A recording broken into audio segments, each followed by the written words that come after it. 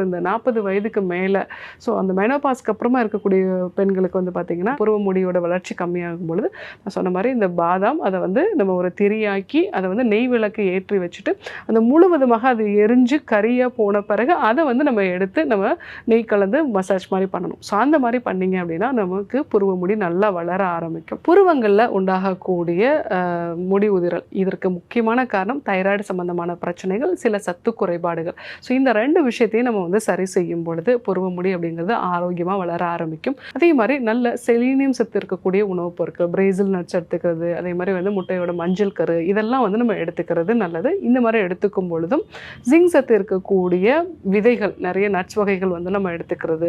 So அதே மாதிரி வந்து இரும்பு சத்து இருக்கிற மாதிரியான நம்ம ஆட்டு ஈரலோ மாதுளம் பழம் எடுத்துக்கிறது, முருங்கைக்கீரை எடுத்துக்கிறது இதெல்லாமே வந்து நமக்கு முடி வளர்ச்சியை வந்து தூண்டும். எக்ஸ்டர்னலாக நம்ம என்னென்னலாம் பயன்படுத்தலாம் அப்படின்னா வெங்காயத்தினுடைய சாறு, சின்ன வெங்காயத்தினுடைய சாறு, அது கூட வந்து நம்ம விளக்கெண்ணெய் சேர்த்து அதாவது ஆமணக்கு எண்ணெய் சேர்த்து மிக்ஸ் பண்ணி நல்லா வந்து புருவ முடியில் வந்து ஒரு மசாஜ் மாதிரி வந்து பண்ணணும்.